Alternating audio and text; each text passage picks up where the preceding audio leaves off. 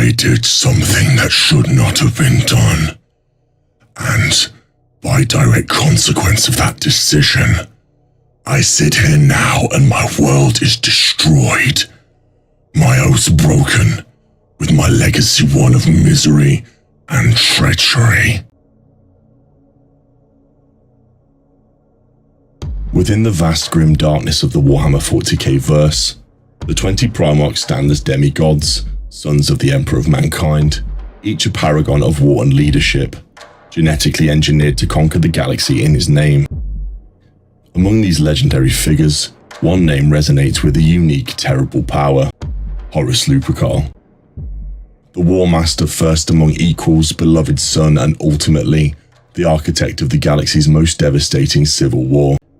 To properly address this, one must delve into the multifaceted nature of their power, examining not just their raw physical might, but also their strategic genius, charisma, versatility, and the influence they wielded, both before and after the shadow of the heresy fell.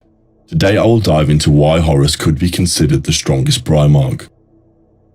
When the Emperor elevated Horus to the rank of War Master, granting him supreme command of the Great Crusade's military forces, it was a decision predicated on perceived overall excellence, a synthesis of these various attributes that the Master of Mankind believed made Horus uniquely suited to the role. Horus Lupercal possessed a combination of abilities that few, if any, of his brothers could match in totality. Though perhaps not possessing the sheer brutal mass of a Primarch like Angron or Mortarion, or the adamantium hard resilience of Ferrus Manus, Horus was depicted as a master combatant, possessing incredible speed, deadly precision, and devastating power. Furthermore, Horus's charisma was perhaps his most defining characteristic. This ability to connect with and inspire not only his own Lunar Wolves, but the officers and the Astartes of other legions was a crucial factor in his selection as War Master. It was that same charisma, twisted by the ruinous powers, that allowed him to sow dissent and ultimately led half his brothers into open rebellion.